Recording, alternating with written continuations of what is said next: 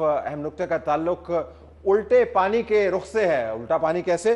अभी तक हम देखते आए थे कि सिंध के अंदर से चीफ मिनिस्टर ये कहते थे कि रेंजर्स अगर उन्होंने रेड की हमें बताए बगैर तो हम उनको नहीं आने देंगे और पावर एक्सटेंशन नहीं करने देंगे। अब वज़ीर दाखिला जो उस वक्त इन बयानात के ऊपर मोतरज़ होते थे और बताते थे कि वफाकी इदारों के साथ ऐसा आप नहीं कर सकते, आप उनके हाथ नहीं रोक सकते, हमने उनको मैंडेट दिया, पावर दिया। अब उनकी तरफ से रेंजर्स की तरफ से एक रेड की गई इस्लामाबाद के मज़ाफ़ाती इलाके के ऊपर।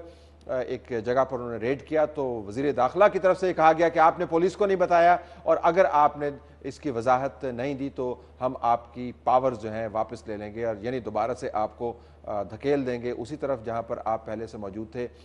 वजारत दाखिला से ये इस्तदा है कि जब आप सिंध के ऊपर इतना ज़्यादा एतराज़ करते थे तो ये वजाहत की जाए कि सिंध के अंदर जो रेंजर्स रेड करती थी उसके अंदर कानून किस तरीके से उसका बोलबाला होता था और अब जब रेड की गई है तो इसमें कानून की वायलेशन किस किस्म की हुई है। मफरूज़ा हमारा ये है कि ये खबर दुरुस्त है क्योंकि अभी तक वजारत दाखिला की तरफ से एतराज़ नहीं किया गया। दूसरी बात, जब DGISPR की तरफ से ट्वीट आया था तो उसके बाद ये कहा गया था कि ऐसे मामलात के ऊपर पब्लिकली आप डिबेट नहीं करते। रेंजर्स वफाक का इदारा है, वजारत दाखिला के मातहत है, जब उनके मामलात को आप बजरिया अखबारात बयानात के जरिए सामने लेके आएंगे जो एक डिसिप्लिन का इशू भी हो सकता है, मिसअंडरस्टैंडिंग का इशू भी हो सकता है, एक इंडिविजुअल एक्ट का इशू भी हो सकता है, तो फिर आप दूसरों पर एतराज़ क्यों करते हैं कि आप अंदर के मामलात को बाहर क्यों लेके आएँ? बतौर सहाफ़ी हम जानना चाहेंगे क्या हो रहा है, लेकिन अपने इदारों के साथ जो बातचीत है या उसके ऊपर एतराज़ है उसको सामने लेके आना एक इंतहाई